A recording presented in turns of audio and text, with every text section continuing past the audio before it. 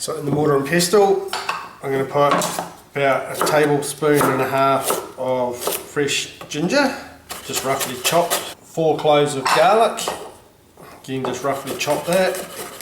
And then I've got 3 tablespoons of ground coriander, 1.5 tablespoons ground cumin, 1.5 teaspoons of turmeric, 3/4 of a teaspoon of pepper, 1.5 teaspoons of chili powder, 3.5 tablespoons of lemon juice.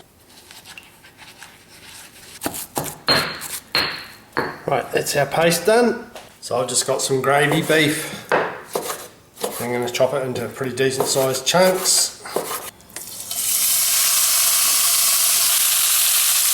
You just want to let that sit and cook until it's nice and brown. Again, just let that sit and brown off. That should do it. Put that in a bowl. Heat the pan up again. And the size of this pot that I'm using, I'm going to need to do the 1.5 kilos in 3 batches.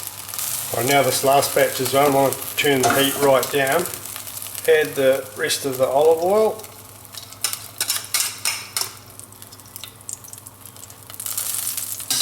And we want to add the spice paste into it.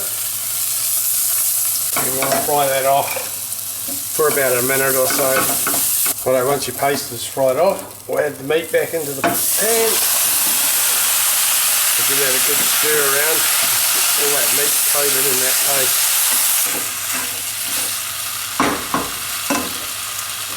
Turn it up again. Now we're going to add 3 tomatoes, roughly chopped, 3 tablespoons of tomato concentrate, and a cup and a half of beef stock. We'll bring that up to the boil now, and then once it's boiling I'm going to transfer it into the tagine, put the lid on it, and then we'll simmer it for a couple of hours just nice and slow. Right, tip that into the tagine.